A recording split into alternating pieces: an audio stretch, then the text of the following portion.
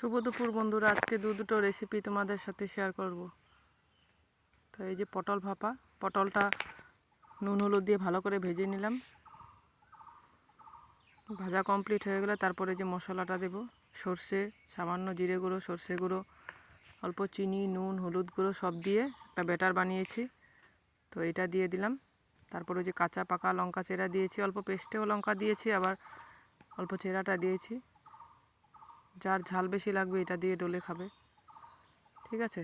তো এই যে এখন পটলটা ভালো করে সেদ্ধ হবে, এখন অল্প ঢাকা দিয়ে দেব।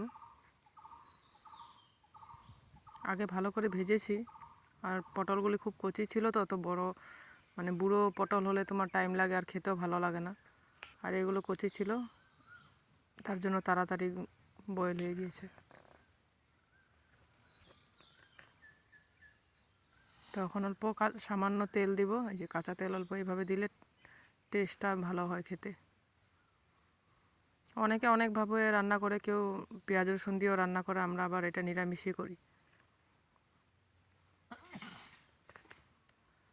তো এই যে পটলটা ভালো করে সেদ্ধ হয়ে গেছে দেখলাম।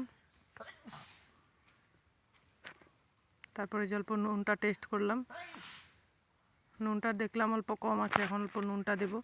কেন পটলটা অল্প নুন না হলে এটা তো ভাত দিয়ে খাবো, টেস্ট হবে না খেতে, তার জন্য যে নুনটা অল্প দিয়ে দিলাম। তো এখন ঢাকনা দিয়ে দিব। দেখলাম অল্প পটলটা হবে আর অল্প, তার জন্য জল দিয়ে ঢাকা দিয়ে দিয়েছি। আর ওইদিকে আলুটা, ওই যে মাশরুম রান্না করবে দাদাভাই, ওই সেদ্ধ করে রেখেছি। তো পটলটা মোটামুটি কমপ্লিট, এখন নামিয়ে নিব, ঠিক আছে। তো ভাজাটা দেখাতে তোমাদের ভুলিয়ে গিয়েছিলাম, তারপরে যে ভাজাটা শেষ যখন মনে পড়লো, তারপরে যে ভিডিওটা করেছিলাম। তো এই যে পটলটা সেদ্ধ হয়ে গেছে কমপ্লিট,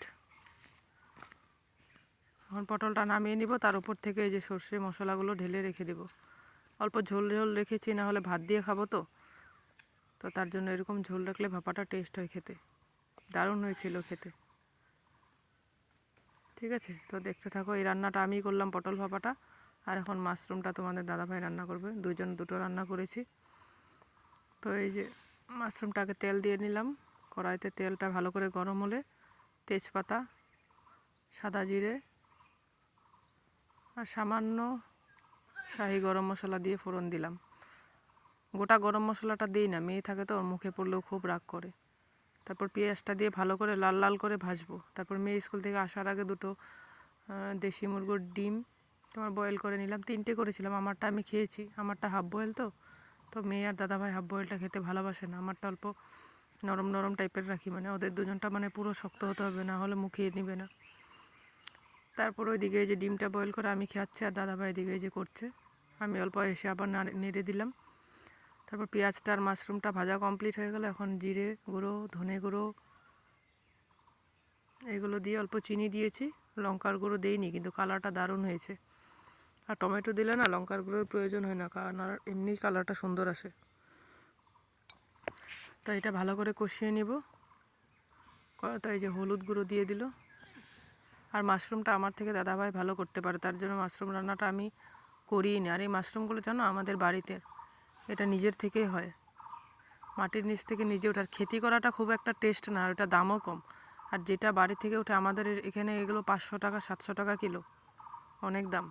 এগুলো সচরাচর হয় না। আমাদের একটা পুরনো ভিটি ছিল, আগের পুরনো ঘর ছিল, ওখানে প্রত্যেক বছর মানে 1-2 কিলো করে বেরোয়।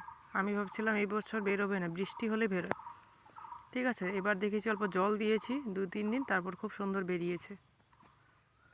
তারপর একদিন এত খেতে পারবো না, 2-1 জন নিয়েছে, তারপর বাদবাকি অল্প রেখেছি আমাদের জন্য। দাদাভাই খুব একটা ভালোবাসে না, আমি আর মেয়ে খেতে ভালোবাসি, মেয়েও ভালোবাসে, আমিও দারুণ ভালোবাসি, তার জন্য অল্প রেখেছিলাম, আর বাদবাকিগুলো সবাইকে মিলিয়ে দিয়ে দিয়েছি। তারপরে যে ভালো করে কষানো কমপ্লিট, আর এবার শুকনো শুকনো করে রান্না করব, ঝোল দিব না, ঝোল দিলে খুব একটা টেস্ট লাগে না মাশরুমটা। অনেকে অনেক কিছু দিয়ে রান্না করে, কেউ বেগুন দিয়ে ঝোল করে, কেউ সব সবজি দিয়ে, পাঁচমিশালি সবজি দিয়ে রান্না করে। আমরা আবার করি না, আমরা এই মানে মাংসর মতন করে কষা কষা করেই রান্না করি, ঠিক আছে। তো রান্নাটা কমপ্লিট, এখন ধনেপাতা কুচি দিয়ে দিব উপর থেকে। তো ভালো লাগলে লাইক কমেন্ট সাবস্ক্রাইব করে আমার পাশে থেকো, ঠিক আছে। টাটা।